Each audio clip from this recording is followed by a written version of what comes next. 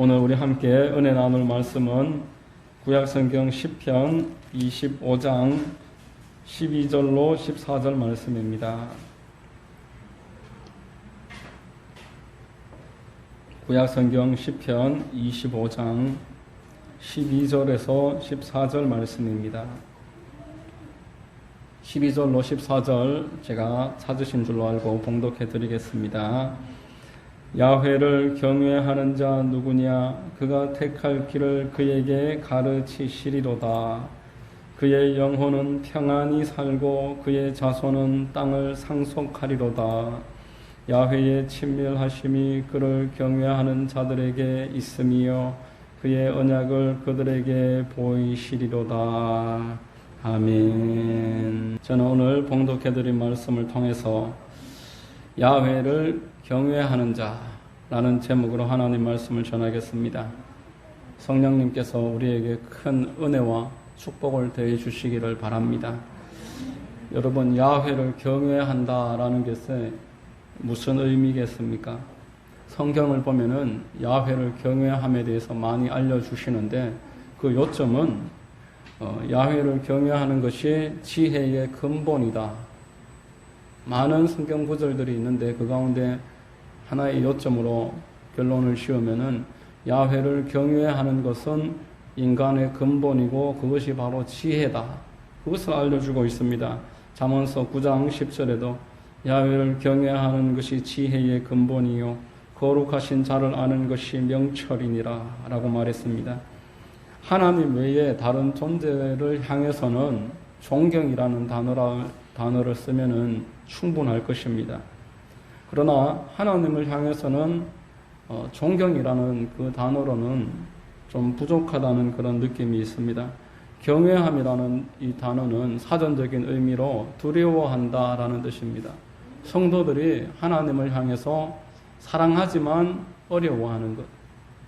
하나님에 대해서 애틋함이 있고 기쁨이 있지만 그래도 삼가해 행동하고 삼가하면서 조심스럽게 행동하는 것. 그것이 바로 경외입니다. 예를 들어서 하나님을 두려워하면은 하나님과 관련된 모든 것들이 조심스러울 수밖에 없습니다. 강아지도 그 주인이 누구의 강아지냐에 따라서 함부로 차지 못하는 것입니다.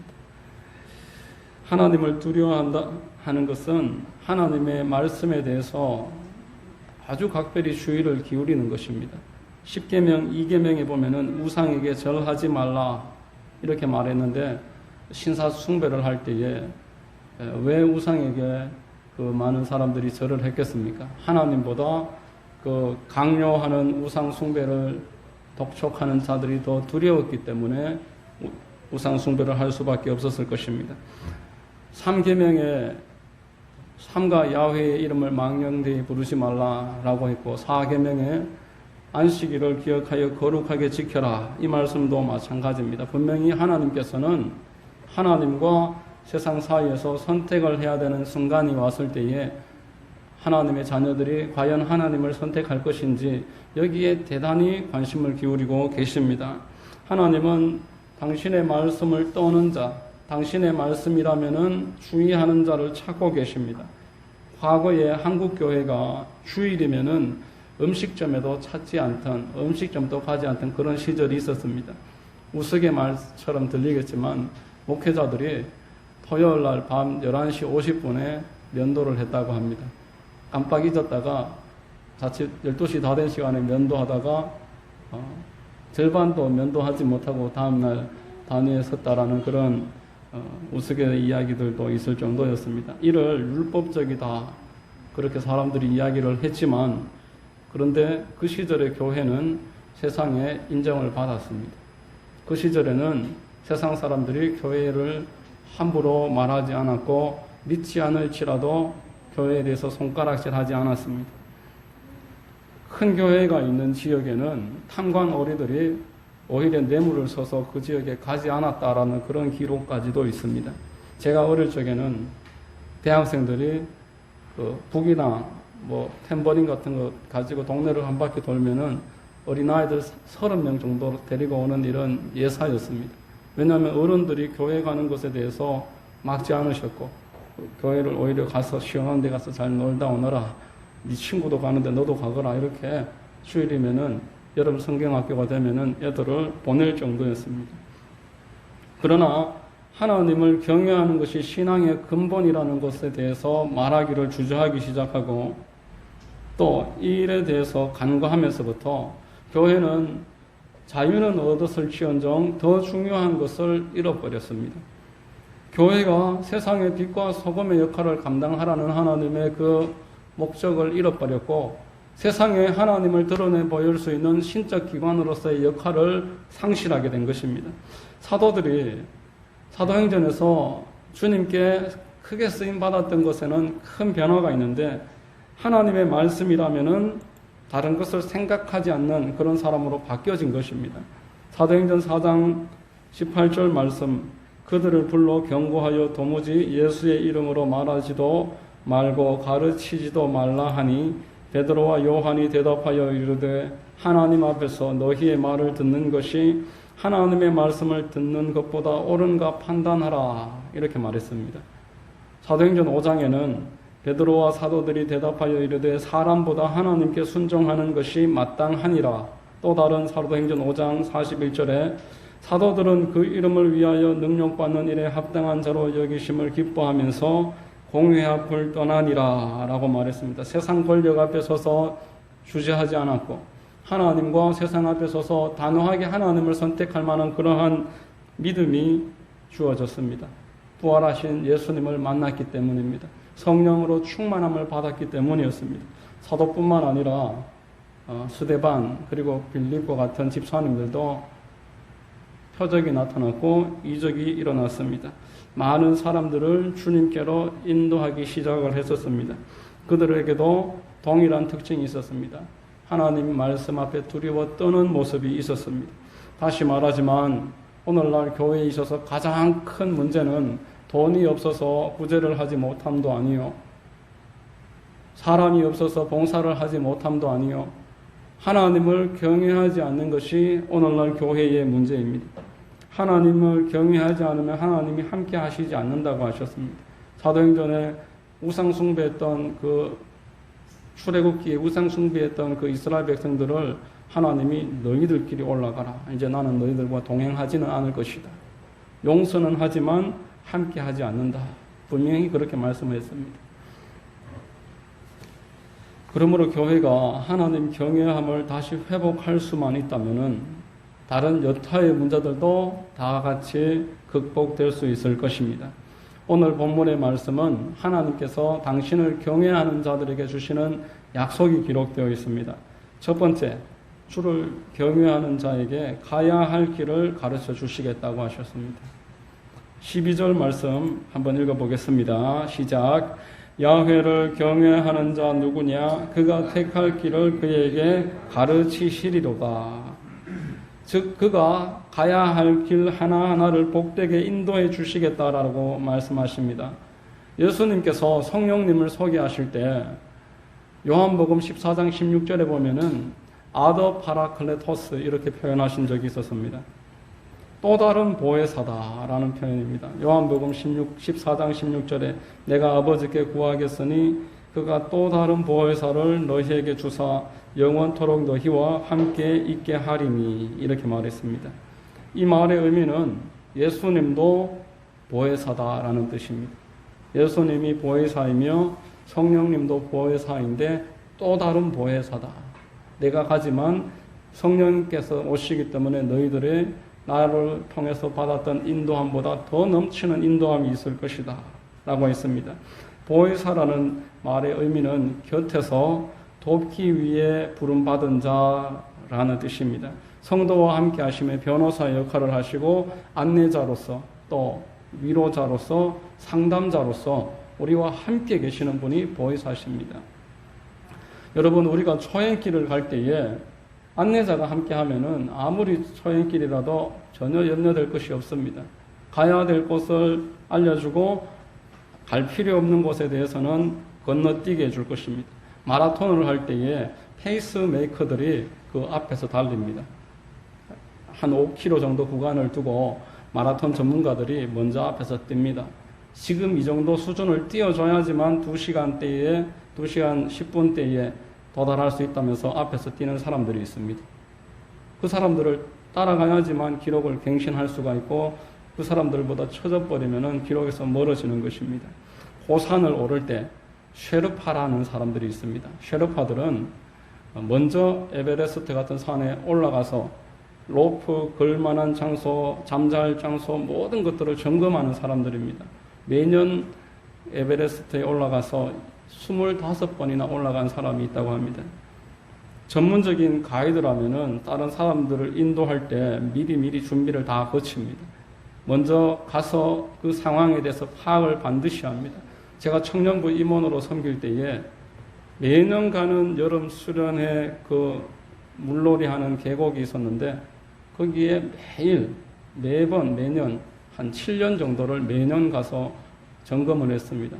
점검을 하고 그 다음 날 우리 형제 자매들을 인도해서 같이 하루 놀러 가고 했었던 것인데 막상 당일에 가보면은 또 상황이 달라집니다. 문제가 생깁니다. 유능한 가이드가 인도에도 참사를 만나기도 합니다. 왜냐하면은 사람이 하는 일이기 때문에 그렇습니다. 잠언 14장 12절에 어떤 길은 사람이 보기에 바르나 필경은 사망의 길이니라 라고 했습니다. 여러분, 다윗이 어떻게 해서 이스라엘의 영웅이 되었고 지금도 이스라엘 국기에 다윗의 별을 기념하겠습니까? 그가 하나님을 경외했기 때문입니다. 하나님께서는 그가 가는 모든 곳에서 동행하셨고 안내자가 되어주셨습니다. 사무엘하 2장 1절 말씀에 그 후에 다윗이 야훼께 여쭈어 아뢰되 내가 유다 한 성읍으로 올라가리이까? 야훼께서 이르되 올라가라. 다윗이 아뢰되 어디로 가리이까? 이르시되 헤브론으로 갈지니라. 다윗이 가는 곳마다 하나님이 미리 안내자가 되셔서 어디로 가야 될지를 다 알려주셨습니다. 그의 집이 날마다 점점 강해졌던 것은 하나님을 경외함이 다윗의 근본이었기 때문에 그렇습니다. 하나님을 경외하다가 경외함을 잃어버렸던 사울은 그 집이 점점 약해졌다라고 사무엘하 3장 1절에서 말씀합니다. 사울의 집과 다윗의 집 사이에 전쟁이 오래매 다윗은 점점 강하여 가고 사울의 집은 점점 약하여 가니라 라고 말했습니다. 하나님은 당신을 경외하는 자에게 그 갈 길을 안내하십니다. 사방으로 우겨삼을 당할지라도 하나님을 경외하는 자에게는 반드시 길이 열린다라는 것을 기억하시는 여러분들 되시기를 바랍니다. 하나님을 경외하는 자에게 두 번째로 영혼의 평안함을 하나님이 예비하셨습니다. 본문 3절에 그의 영혼은 평안히 살고 이렇게 말했습니다. 여러분, 아무리 은과 금이 있고 산의 진미가 많이 있어도 그것이 사람의 마음을 평안하게 해주지 못합니다. 예전에 어떤 목사님이 그러시는데 옛날에 왕들도 우리 지금 사람들처럼 집에 냉장고가 있어서 얼음 같은 것들을 넣어놓고 그렇게 살지 못했다고 이렇게 이야기하는 것을 들어봤습니다. 우리는 옛날에 왕들보다도 지금 더 어찌 보면은 시원한 공간에서 생활하고 얼마든지 시원하고 따뜻한 음식을 그때 적석에서 먹을 수 있는 부럽지 않은 그런 시대에 살아갑니다. 그런데 여러분, 그것이 우리의 영혼을 평안하게 해주지 못합니다. 잠언서 17장 1절에 마른 떡 한 조각만 있고도 화목하는 것이 제육이 집에 가득하고도 다투는 것보다 나으니라 라고 있습니다. 이 말은 평범한 어느 범부가 한 말이 아닙니다. 넋두리가 아닙니다. 전무후무한 권력을 가진 솔로몬이 그 인생의 절정의 전성기에 썼던 이 잠언서에서 했던 말입니다. 솔로몬은 1,000명이 넘는 수천에 달하는 처첩을 거느렸지만 평안하지 못했습니다. 그 집에는 우환이 끊어지지 않았습니다.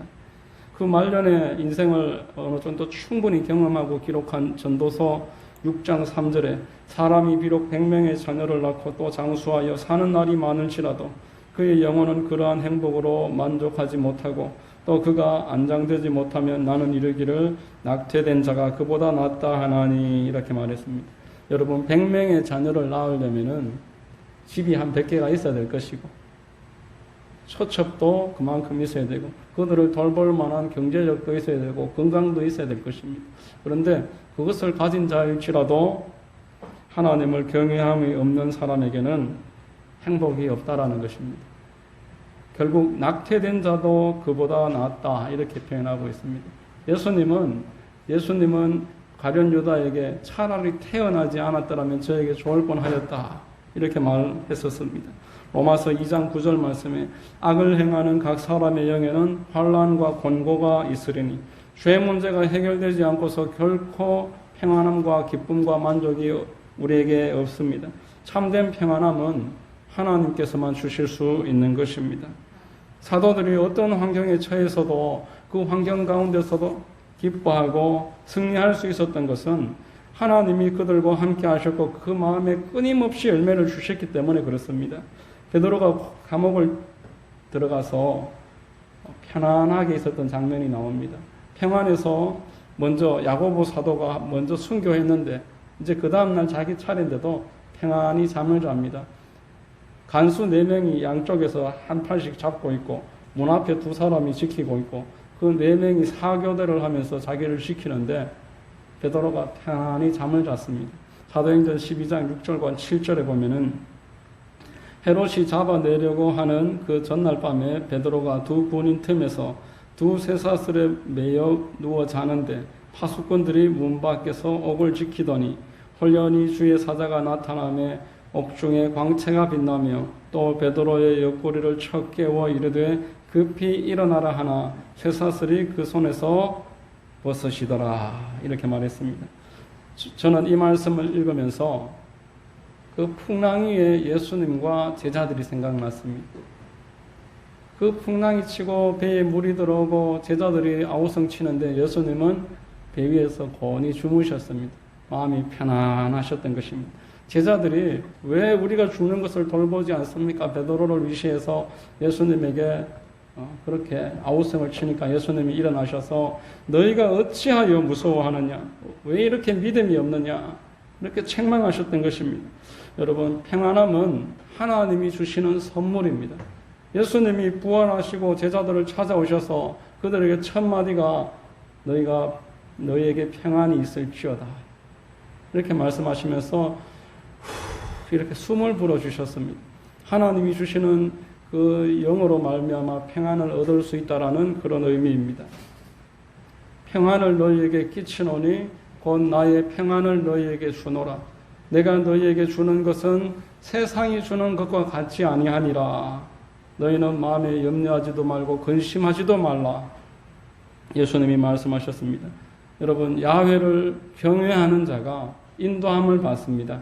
야훼를 경외하는 자에게 이렇게 하나님이 평안을 주시는 줄로 믿으시기 바랍니다. 세 번째로 야훼를 경외하는 자에게 하나님이 자녀에게 복을 주십니다. 야훼를 경외하는 자의 자녀에게 하나님이 예비해 놓으신 복이 있습니다.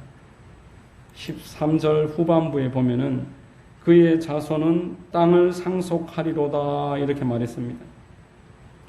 여러분, 성경은 부모와 자식을 한 몸으로 여깁니다. 자식이 태어나기도 전에 이미 부모 몸속에 있었다라고 성경에서는 보는 것입니다. 아담의 속에 우리가 있었고 아브라함이 이삭과 야곱과 그 많은 손자들을 낳기 이전에 아브라함의 몸속에 그의 손자들이 다 같이 있었다 이렇게 표현합니다. 히브리서 11장에 보면은 또한 10분의 1을 받은 레위도 아브라함으로 말미암아 10분의 1을 바쳤다고 할 수 있나니 이는 멜기세덱이 아브라함을 만날 때에 레위는 이미 자기 조상의 허리에 있었음이라 라고 합니다. 창세기 14장에 보면은 아브라함이 멜기세덱에게 11조를 바칩니다. 그런데 그때 아직 이삭이 태어나기도 전인데 이삭의 아들 야곱, 야곱의 아들 레위, 이 레위가 아브라함의 옆구리에서 그와 같이 멜기세덱에게 10분의 1을 바쳤다. 이런 말씀을 하고 있는 것입니다.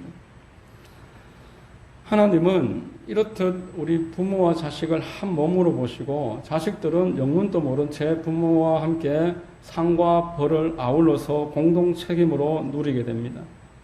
신명기 7장 9절에 보면은 그런즉 너는 알라 오직 내 하나님 야훼는 하나님이시요 신실하신 하나님이시라 그를 사랑하고 그의 계명을 지키는 자에게는 천대까지 그의 언약을 이행하시며 인애를 베푸시되 인자를 천대까지 베풀며 악과 과실과 죄를 용서하리라. 그러나 벌을 면제하지는 아니하고 아버지의 악행을 자손 3, 4대까지 보응하리라. 이렇게 말했습니다.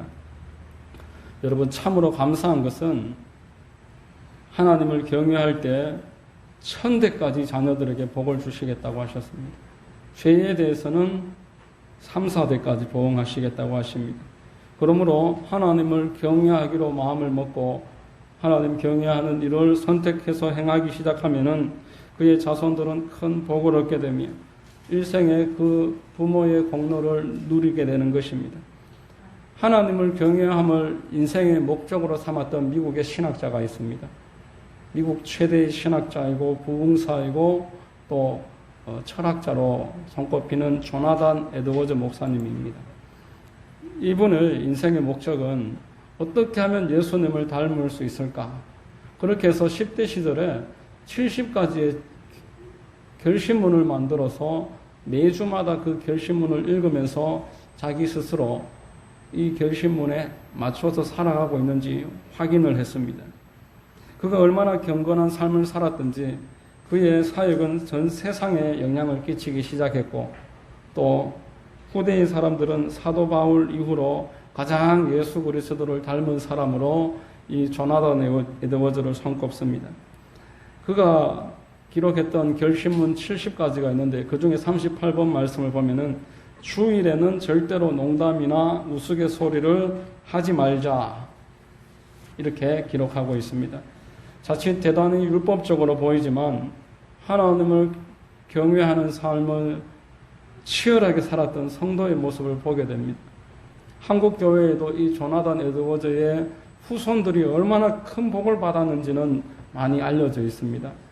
그가 1700년도 중반에 죽고 140년이 지나서 1900년도 초반에 그 후손에 대해서 어떤 사람들이 조사를 했습니다. 그의 후손들이 1390명까지 이렇게 번식해 있었습니다. 그 당시 1900년도 초반에 그렇게 많은 사람이 대학에 들어가지 않았었는데 조나단 에드워즈의 자녀 1390명 가운데 285명이 대학을 졸업을 했고 그 중에 대학교 학장이 65명이 나왔습니다. 목사, 신학자, 선교사가 된 사람은 각각 100여 명이 넘습니다. 변호사도 100여 명이 나왔고 판사도 30명이 나왔습니다. 그리고 그의 후손 가운데 정치인이 많이 나왔는데 미국 부통령이 한 사람, 상원 의원이 3사람, 국회의원은 다수로 나왔습니다. 외교관들도 다수로 나왔습니다. 주지사가 3사람, 시장도 3사람, 군대 장교 75명, 작가 60여 명, 철도회사 책임자 50명, 금융기관장 여러 명, 다수 이렇게 기록되어 있습니다. 미국 최대의 명문가로서 신앙을 뛰어넘어서 가장 인정받는 명문가가 되어 있었습니다. 야훼 하나님을 경외할 때 그 자녀들에게 복을 주시겠다고 약속하셨던 하나님의 말씀이 하나님을 경외함을 인생의 가장 목적으로 삼았던 그 사람의 삶을 통해서 그의 후손들을 통해서 이렇게 정령되었던 것입니다. 네 번째, 하나님을 경외하는 자에게 친밀함을 주시겠다라고 하셨습니다. 14절 말씀입니다. 야훼의 친밀하심이 그를 경외하는 자들에게 있으며 그의 언약을 그들에게 보이시리로다라고 말합니다. 우리가 성도들과 같이 교제를 하면서 간혹 듣게 되는 말이 있다라면은 첫사랑을 회복하기를 원합니다. 예전에는 그렇게 하나님에 대해서 뜨거웠는데 하나님을 사랑하는 마음이 내 마음에 있었는데 지금은 참 미지근하게 그 마음이 많이 식었습니다. 이렇게 이야기하는 것을 듣게 됩니다. 여러분, 이런 기도 제목과 이런 상태는 지금 오늘 내일의 이야기가 아니라 초대교회 시절부터 있었던 이야기입니다. 요한계시록 3장 15절로 16절에 보면은 내가 내 행위를 아노니 내가 차지도 아니하고 뜨겁지도 아니하도다. 내가 차든지 뜨겁든지 하기를 원하노라. 내가 이같이 미지근하여 뜨겁지도 아니하고 차지도 아니하니 내 입에서 너를 토하여 버리리라 라고 말했습니다. 라오디게아 교회는 그 당시 가장 부자 교회였습니다. 경제적으로 융탁했습니다. 그런데 하나님을 경외함을 포기했더니만 하나님이 그 주셨던 친밀함까지 거둬가셨던 것입니다. 이 친밀함으로 번역된 히브리어 소드라는 단어가 있는데, 이 소드라는 단어는 최고의 비밀을 서로 주고받는 관계다, 그렇게 이야기합니다. 하나님이 친밀한 사람들에게는 어떠한 것도 숨기지 아니하시고 그에게 필요한 것들을 반드시 이 비밀을 알려주시겠다, 친구에게 하듯이 가까이 대해 주시겠다, 그렇게 말했습니다. 하나님을 경외할 때 아브라함은 하나님의 친밀하심을 누렸습니다. 하나님은 모든 일을 아브라함에게 다 알려주셨습니다. 롯이 사는 소돔과 고모라가 멸망할 것을 알려주셨고, 자기가 겪어야 될 일들에 대해서도 계속 알려주셨습니다. 창세기 18장 17절에 보면은 야훼께서 이르시되 내가 하려는 것을 아브라함에게 숨기겠느냐, 아브라함에게 비밀을 가지지 않으시겠다고 하셨습니다. 그런데 창세기 16장에 보면은 아브라함이 86세의 나이에 이스마엘을 낳습니다. 사라와 하나님이 맺어주셨던 그 언약을 저버리고 사라의 여종 하갈에게 들어가서 그 이스마엘을 낳았는데, 그때가 86세였고 창세기 16장 바로 그 다음 장에 보면은 99세가 될 때까지 하나님이 더 이상 아브라함에게 찾아오지 않으십니다. 아무 말씀하지 않고 13년의 시간이 지나갑니다.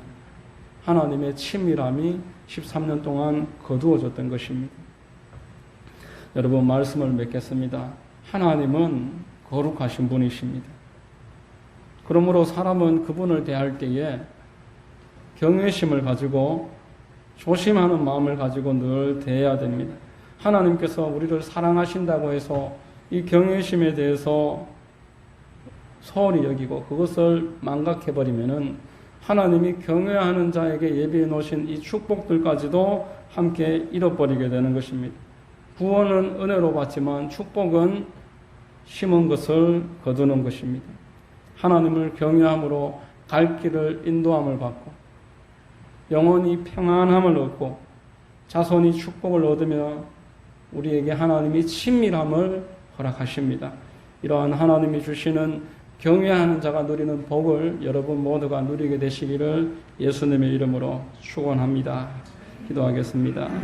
좋으신 하나님, 감사합니다. 오늘 말씀을 통해서 하나님은 경외하는 자를 위해서 이렇게 큰 은혜를 예비해 놓으셨음을 깨닫습니다. 참으로 우리의 길을 인도하시고 우리에게 평강을 주시고 자녀를 복주시며 하나님과 친밀한 관계를 누리기를 원하고 계심을 깨닫습니다. 우리 더욱더 하나님과 친밀해지고 하나님의 은혜를 누리기 위해서 경외함에 대해서 생각하게 하시고 경외함을 회복하는 우리 되도록 인도하여 주시옵소서.